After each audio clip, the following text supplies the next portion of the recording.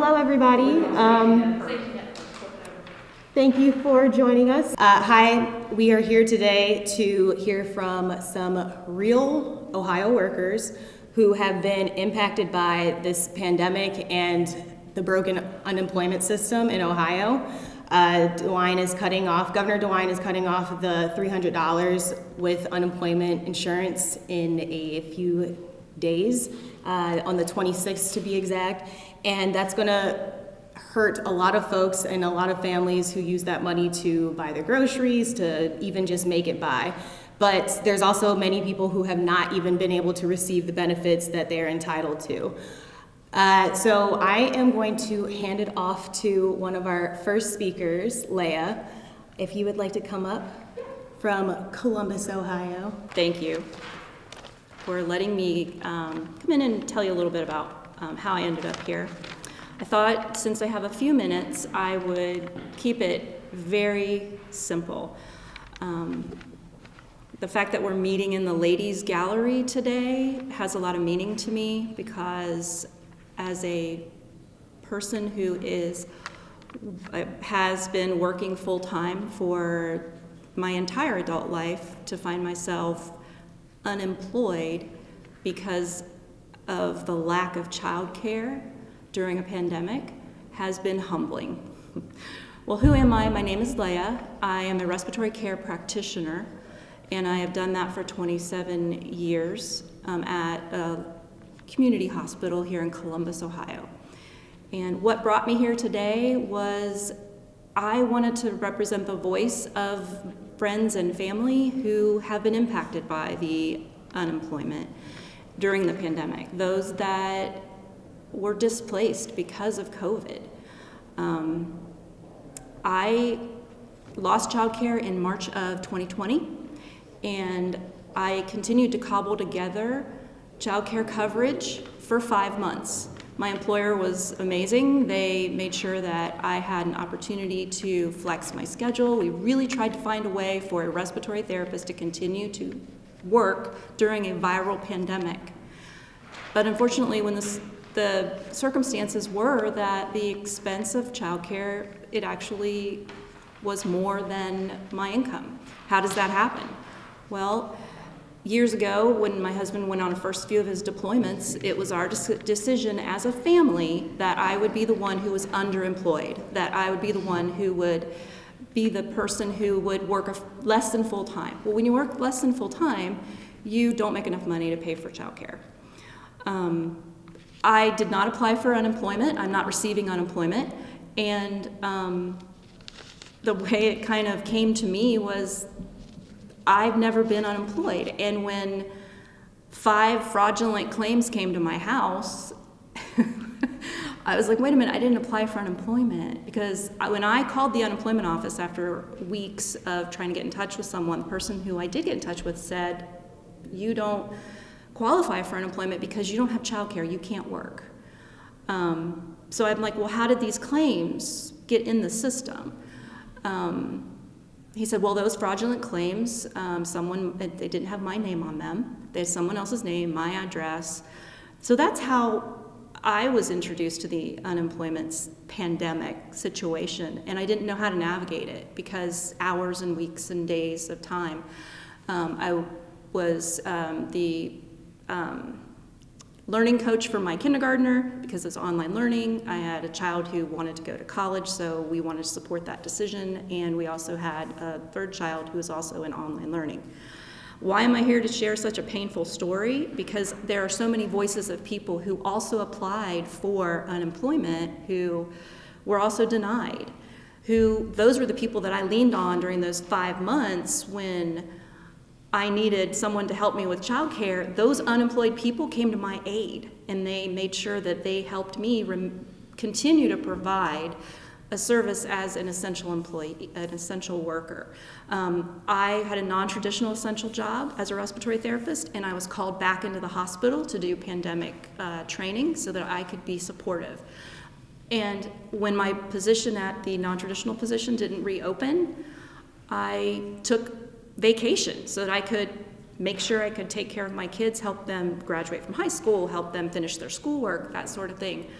And I think the thing that brought me here today is I would love to know why there's not an unemployed representative on the Council for Modernization and Improvement of our unemployment system. I tried to use the system. I tried to navigate it. I was told information that I thought was true. I didn't apply for unemployment because they told me I couldn't, yet there's 5 fraudulent claims with my home address with other people's names on them. I asked today Governor DeWine to fill the position with an unemployed person. Excuse me. And then the second topic I want to make sure that is understood is that when I was trying to do a little research for this today, I found out that one of the little pieces of information from Lieutenant Governor Husted said that they spoke to employers, they spoke to corporations, they spoke to the media, and everyone told them that this $300 wasn't needed because the numbers of unemployed were going down. Well, if you're not in the unemployed number, then you're not counted, and I'm not alone in that unemployed number. So that number is not accurate. And have they spoken to unemployed people? Have they asked them what they're using that federal stipend for? It's not vacations, it's not investments, it's to barely get by. The people who helped me during the 5 months I needed childcare, they're now working their 2 jobs again. Please hear us today and add an unemployed person to the Council for Modernization of our Ohio's unemployment insurance program. I appreciate your time. Thank you. I am so moved to be here today and hear her story, but I come here to share a little different story. Data says that a lot of, 1 in 3 unemployed are African American, and the COVID hit African American women somehow at an astronomical rate. Well, I'm going to tell you a short story since I'm here, because it's almost opposite of hers. I do know people who are fraudulently have applied for the unemployment, but my story is different. I worked as a food service worker on the front line, and when COVID hit, high COVID, we were given 1 mask, just like this, to wear for 1 month, and to put in a brown bag as we served patients in the hospital who they assumed were over in another area, but they started to realize their plan had a flaw. They were popping up all over the hospital, and I was being exposed to COVID and other things. Well, I was sent home. Well, one day I went to work, and the nurse said, I work around nurses, said, you don't look too good. Took my temperature. I had a temperature, fatigue. Went to the emergency room. Doctor put me on quarantine. Okay, went home quarantine and said, you know what, we need you to get this medical certification filled out by your doctor. I said, okay, I'll do that. I kept in correspondence. I did everything to the T that they told me to do. Well, unfortunately, about 2 weeks later, I was terminated for excessive absenteeism. I told my employer, I told HR, I told unemployment that, well, the longevity, the delay in the paperwork was due to my doctor's decision. And so I guess they didn't believe me. Well, I want to read this to you. It's very short, because as of today, I've been fighting for almost 8 months to receive my unemployment. 8 months. Finding an employment lawyer is not easy, especially during this time, in this season in America. And so pro bono doesn't have anything, legal aid doesn't have anything, ABLE doesn't have anything, and unemployment workers don't work on contingent cases, cash up front. So that does seem kind of oxymoronic since I haven't been employed for 7 months. So, okay, I kept explaining to them the circumstances, and finally my doctor wrote this note. And I shared it with everyone on my course in this journey. There was a misunderstanding that Ms. Harris is a new patient in her practice, when in actuality she was seen in our office June 20th, when the paperwork was due. Because of this misunderstanding, Ms. Harris was not able to get an appointment early and had to be scheduled as a new patient. This delayed process involving paperwork and led to termination of her workplace. We take full responsibility of this misunderstanding, and would like to be of any help to Ms. Harris in future endeavors. And on the letterhead, that's where I work. And I have yet to get a response.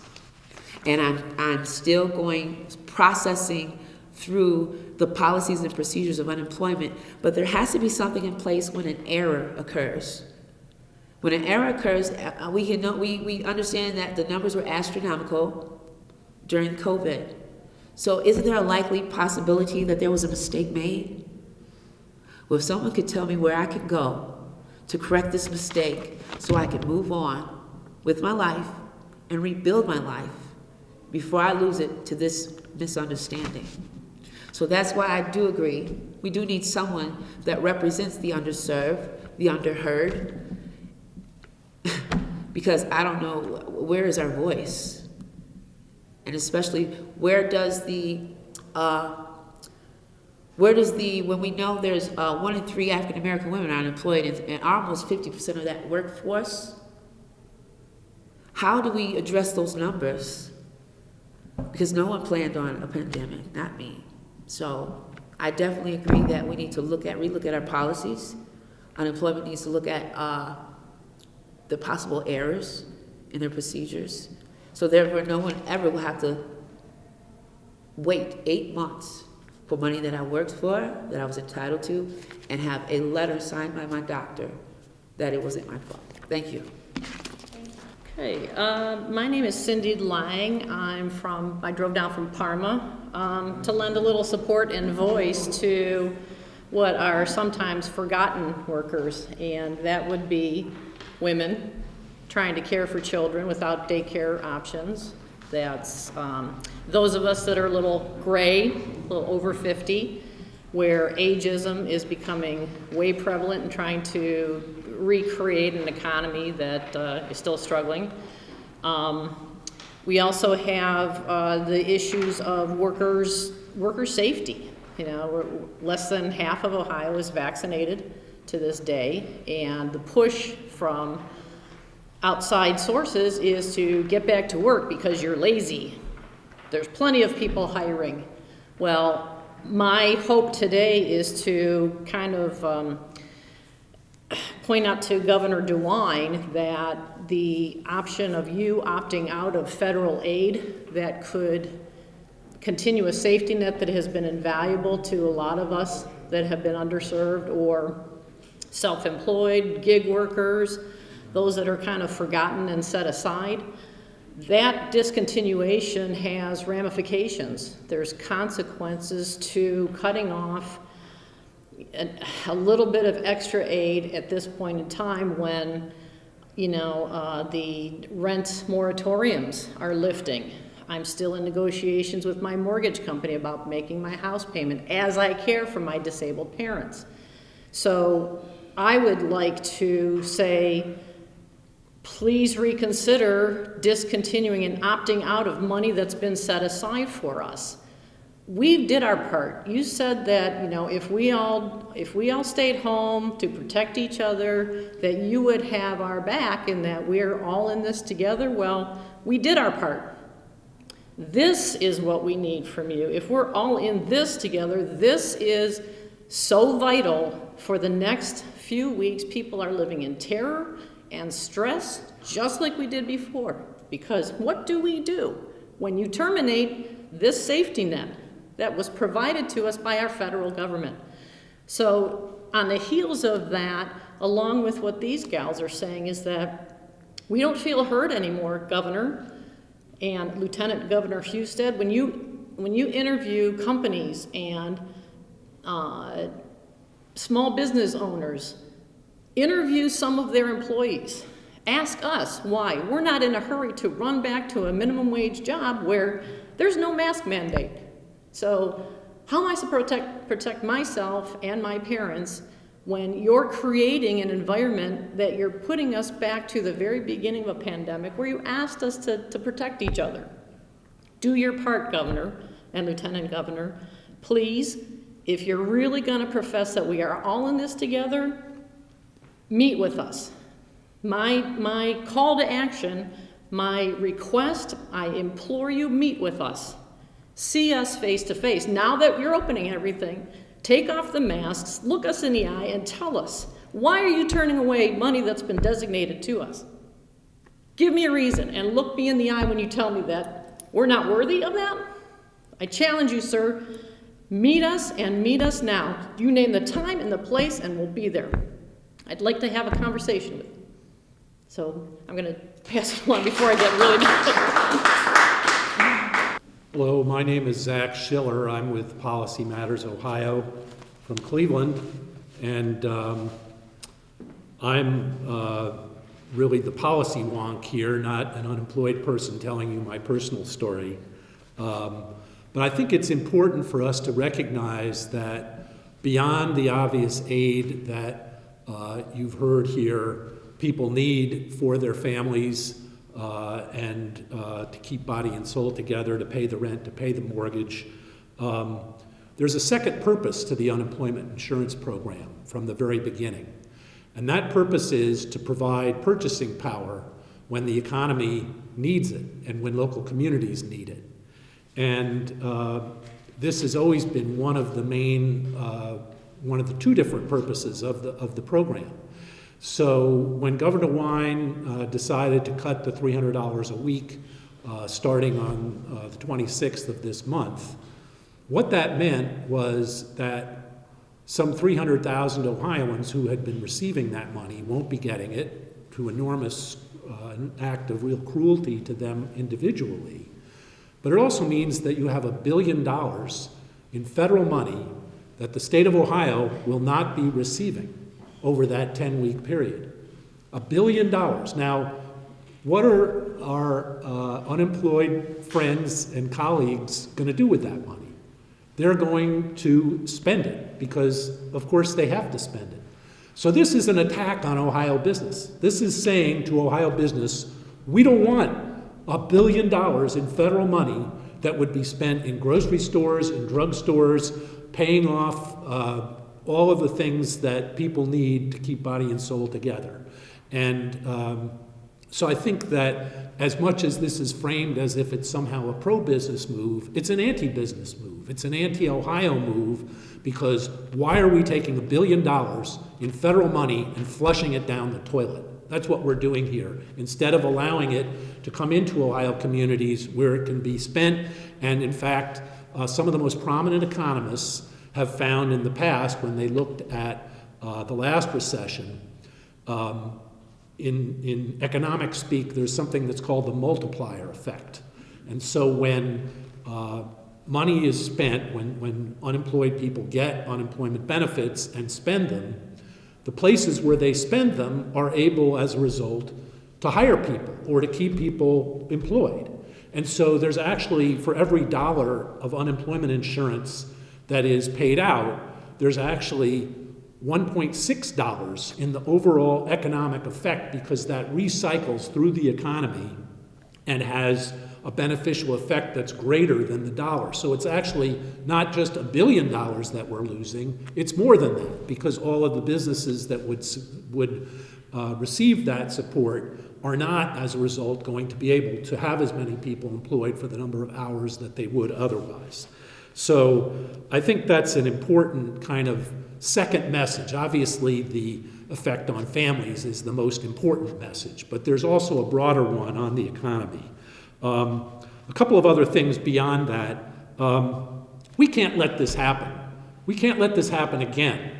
And I think that we need to see to it that we see an overhaul of our unemployment system at the national level, so that states can't do the kind of thing that Governor DeWine is doing here. And so I would urge you also to contact your congresspeople and make sure that in future we can't see this kind of thing happen. We've also heard, of course, some really gripping stories about people who've been unable to get the benefits to which they're entitled. And of course, we know that despite some improvement that's occurred over the past year, that we still have a system that is not paying out benefits even at the rate that the U.S. Department of Labor considers a minimum standard for how fast benefits are supposed to be paid out. And of course, we have our Unemployment Compensation Modernization and Improvement Council. In fact, Representative Sobecki is one of the members of that council who's with us here today, who's been doing a great job asking all the questions and trying to make sure that council makes the recommendations that are needed.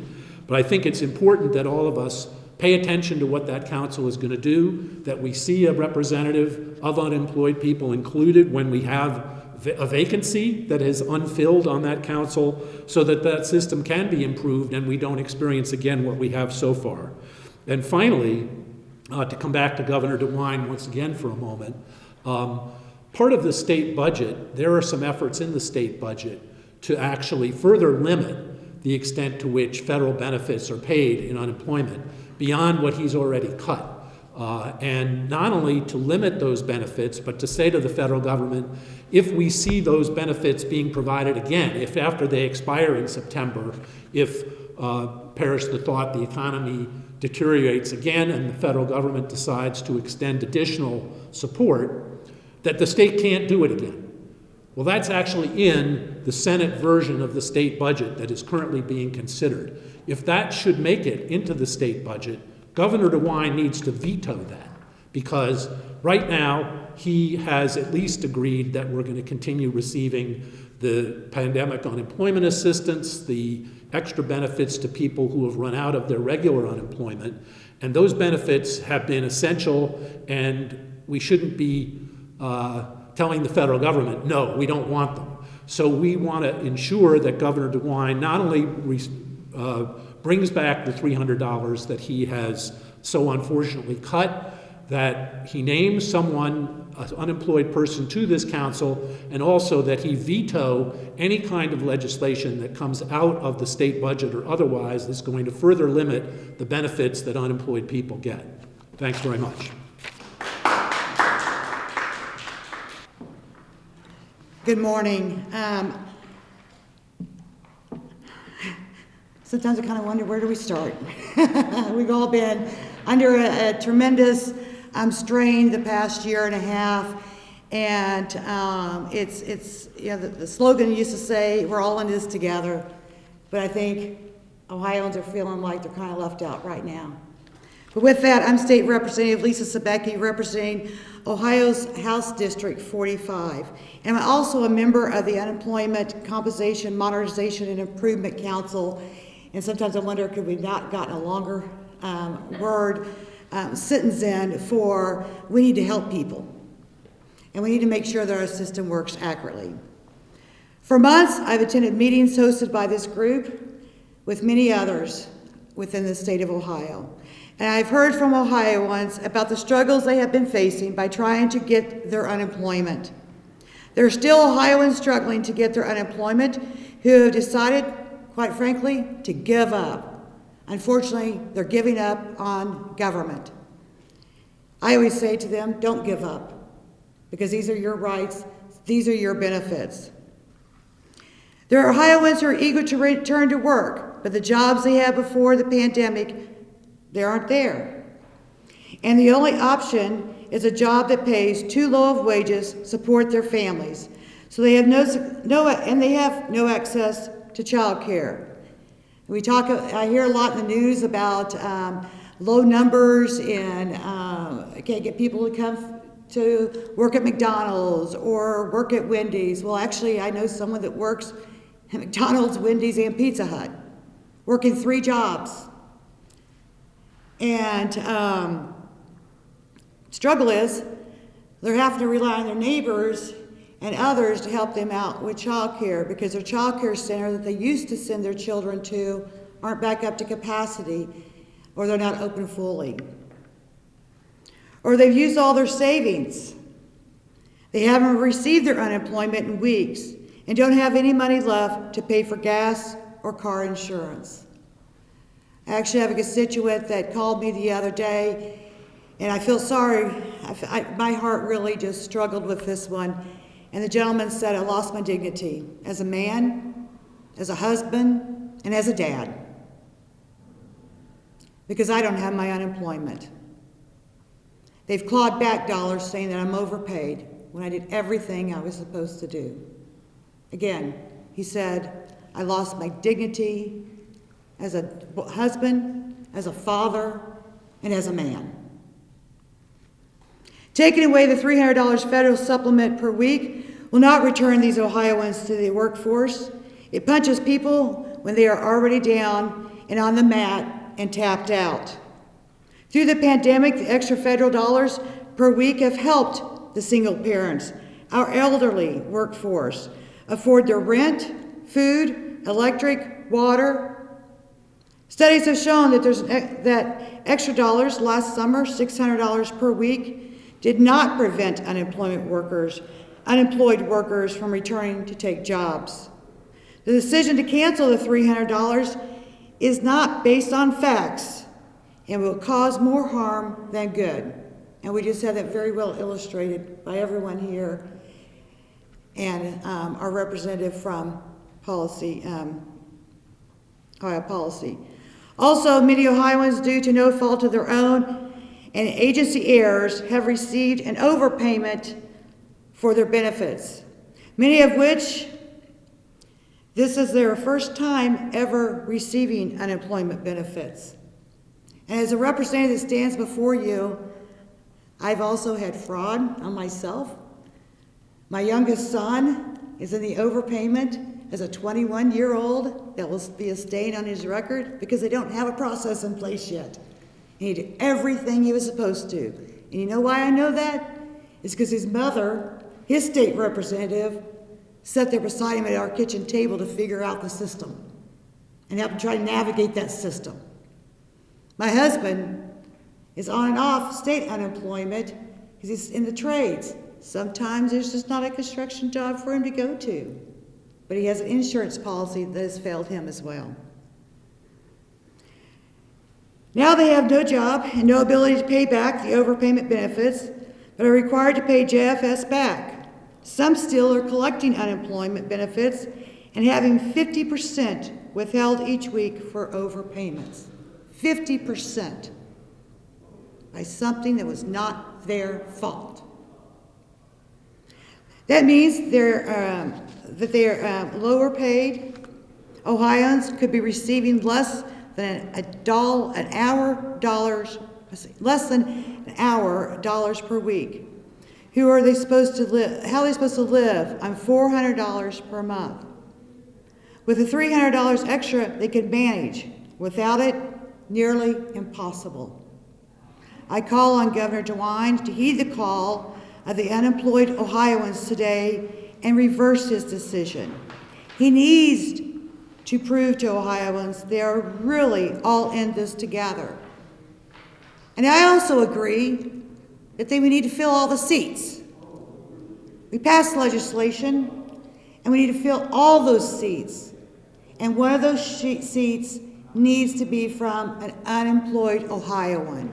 They bring a perspective that someone that has never been employed, that continues to get their wages, it brings a perspective they have no clue about or ever had to feel it. How it feels not to be able to pay your rent. How it feels not to be able to provide for your family the basic necessities of a shelter over your family, a roof over your family's head, food on the table, and lights on. I know how it feels because I've been in those shoes before. And I have many constituents that are still in those shoes. And so, and these four ladies and the gentleman out here, you represent not just four people. Every one of you represent thousands of Ohioans that are continuing to go through this each and every day. Ohio is better than this. And I appreciate you all for standing up, and I appreciate to stand beside you each and every day. Thank you guys. Keep up the good work.